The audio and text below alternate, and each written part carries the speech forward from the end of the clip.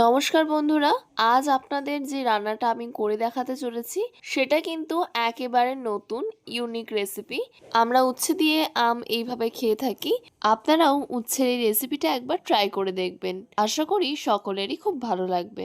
বাচ্চা থেকে বড় সকলেই এই রেসিপিটা খেতে খুবই পছন্দ করবে। যারা উচ্ছের তিতো ভাবের জন্য উচ্ছে খেতে পছন্দ করে না তারাও কিন্তু এই রেসিপিটা খেতে খুবই পছন্দ করবে। গরমের দিনে ভাতের প্রথম পাতে যদি এই রেসিপিটা থাকে তাহলে তো আর কোনো কথাই নেই। তো চলুন আর কথা না বাড়িয়ে রেসিপিটা কেমন ভাবে বানাতে হয় দেখে নেওয়া যাক। ভিডিওটা স্কিপ না করে ভিডিওর শেষ পর্যন্ত আমার পাশে থাকার অনুরোধ রইল। আজকের ভিডিওটা আপনাদের ভালো লাগলে লাইক করে দেবেন এবং কমেন্ট করে জানাবেন আপনাদের আজকের ভিডিওটা কেমন লাগলো। এখানে আমি উচ্ছে নিয়ে নিয়েছি আমার পরিমাণ মতো, আর নিয়ে নিয়েছি একটা কাঁচা আম। এখানে একটা পাত্রে জল নিয়ে নিয়েছি। এবার উচ্ছেগুলোকে খুব ভালোভাবে ধুয়ে দেব। উচ্ছেগুলোকে খুব ভালোভাবে ধুয়ে নেব।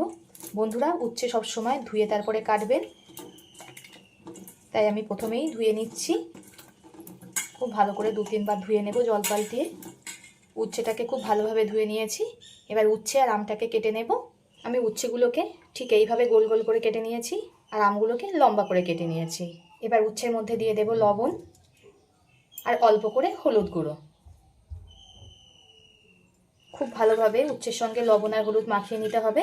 আমি এখানে গোল গোল করে কেটেছি, আপনারা চাইলে আপনাদের মতো শেপ দিতে পারেন। এই লবণ হলুদ মাখালে উচ্ছের যে বেশি তেঁতো ভাবটা সেটা থাকবে না। মাখিয়ে 10 মিনিট মতো রেখে দেব। যেহেতু রান্নাটা আমি উনানে করব, তাই উনানের জালটা ধরিয়ে নিয়েছি। কড়াটাও বসিয়ে দিয়েছি গরম হতে। কড়াটা গরম হয়ে গেছে, এতে দিয়ে দেব সর্ষের তেল। তেলটা কিন্তু খুব ভালোভাবে গরম করে নিয়েছি। এবার উচ্ছেতে লবণ আর হলুদ মাখিয়ে রেখেছিলাম, খুব ভালোভাবে নিংড়ে নিংড়ে দিয়ে দেব। লবণ মাখানোর পর উচ্ছে থেকে ঠিক এমন জল বেরোবে, সেগুলো খুব ভালোভাবে নিংড়িয়ে দিতে হবে। তাহলে উচ্ছে খুব একটা তেতো লাগবে না, তিতো ভাব অনেকটাই কমে যাবে। উচ্ছেটাকে খুব ভালোভাবে ভেজে নেব।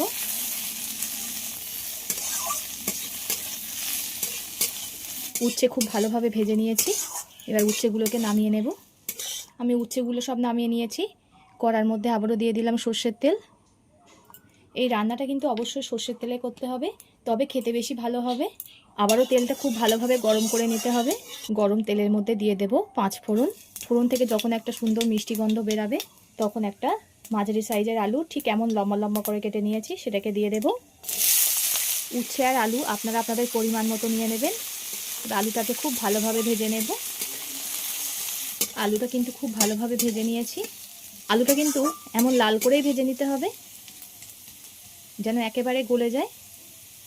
এবার এতে দিয়ে দেব কেটে রাখা আম। টকটা আপনারা যে যেমন খেতে পছন্দ করেন তেমন পরিমাণ দিয়ে দেবেন। আলুর সঙ্গে আমটাকেও খুব ভালোভাবে ভেজে নেব। দিয়ে দেব স্বাদ মতো লবণ। লবণটা দিলে আমটা খুব তাড়াতাড়ি গলে যাবে। লবণটা একটু বুঝে দিতে হবে, যেহেতু উচ্ছেতে লবণ মেশানো ছিল। আমটা খুব ভালোভাবেই গলে গেছে। এবার এতে দিয়ে দেব একটা মাঝারি সাইজের পেঁয়াজ কুচি। পেঁয়াজটা যতক্ষণ না একটু ব্রাউন কালার আসে ততক্ষণ একটু ভেজে নিতে হবে। বন্ধুরা, আপনারা যদি কেউ নিরামিষভাবে করতে চান এই রেসিপিটা, তাহলে পেঁয়াজটাকে স্কিপ করতে পারেন। নিরামিষভাবে করলেও খুবই সুন্দর লাগবে খেতে। আর ভাতের প্রথম পাতে যদি এমন একটা রেসিপি থাকে তা একেবারে জমে যাবে। আমার বন্ধুরা কে কোথা থেকে দেখছেন কমেন্ট করে জানাবেন, তাহলে আমি বুঝতে পাবো আমার বন্ধুরা কোথা থেকে দেখছে। আর এত সুন্দর সুন্দর আপনারা কমেন্ট করেন, তার জন্য অসংখ্য ধন্যবাদ। এভাবে আমার পাশে থেকে সাপোর্ট করে যাবেন। আপনারা সাপোর্ট না করলে আমি কখনোই এগিয়ে যেতে পারবো না। আমার আলুর সঙ্গে পেঁয়াজটাকেও দেখুন খুব ভালোভাবে ভেজে নিয়েছি। এবার এতে ভেজে রাখা উচ্ছেগুলো দিয়ে দেব। বন্ধুরা, ইউটিউবে এই প্রথমবার আম উচ্ছের রেসিপি শেয়ার করছি। আগে কেউ কখনো হয়তো করেনি, তাই কমেন্ট করে জানাবেন কেমন হয়েছে। আপনাদের কমেন্টের আশায় থাকবো। আবারও খুব ভালোভাবে সব কিছু ভেজে নিতে হবে। আর এই রেসিপিটা একবার ট্রাই করে জানাবেন কেমন হয়েছে। আশা করি সকলেরই খুবই ভালো লাগবে। এই গরমের সময় প্রথম পাতে যদি এমন একটা রেসিপি থাকে আর কিছুই লাগবে না, এই দিয়েই সব ভাত খাওয়া হয়ে যাবে। এবার এতে দিয়ে দেব পরিমাণ মতো হলুদ গুঁড়ো।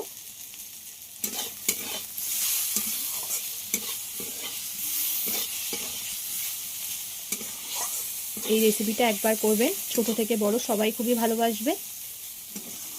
আর কথা দিচ্ছি দারুণ লাগবে খেতে। আর বেশি কিছু উপকরণও লাগে না, বাড়ি থাকা সব কিছু দিয়েই হয়ে যায়। খুব বেশি মশলা এতে দিতে হয় না, কিন্তু খেতে দারুণ লাগে। এতে দিয়ে দেবো একটা কাঁচা লঙ্কা। ঝালটা আপনারা স্বাদ মতো দিয়ে দেবেন। যেহেতু এটা তিতো আর টকের রেসিপি, তাই ঝালটা আমি বেশি দিলাম না, অল্প করেই দিলাম। আপনারা যদি বেশি ঝাল খেতে পছন্দ করেন তাহলে লঙ্কার পরিমাণটা বাড়িয়ে নেবেন। ভাজতে ভাজতে দেখুন সব কিছুই আমার গলে গেছে। এবার এতে দিয়ে দেবো 1 চামচের 1 চামচ সাদা সর্ষে বাটা। সর্ষেটা দিয়ে হালকা একটু নাড়িয়ে নিতে হবে, খুব একটা বেশি ভাজা যাবে না। এবার এতে পরিমাণ মতো জল দিয়ে দেব। যেহেতু সব কিছু গলে গেছে তাই অল্প করেই জল দিয়ে দিলাম। এবার ঝোলটাকে ফুটতে দেব। ঝোলটা খুব ভালো রকমই ফুটে গেছে। এতে দিয়ে দেব অল্প করে চিনি। এই চিনিটা দিলে সব কিছুর ব্যালেন্সটা ঠিক রাখবে, আর খেতে কিন্তু খুবই সুন্দর হবে।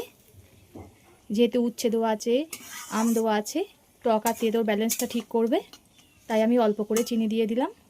ঠিক এমন শুকনো শুকনোয় নামাতে হবে, ঝোল করা যাবে না। শুকনো শুকনোয় খেতে বেশি ভালো লাগবে ভাতের সঙ্গে। আমার হয়ে গেছে, নামিয়ে নেব। এতক্ষণ ধৈর্য ধরে ভিডিওটা দেখার জন্য সকলকে অসংখ্য ধন্যবাদ। সবাই সুস্থ থাকবেন, ভালো থাকবেন।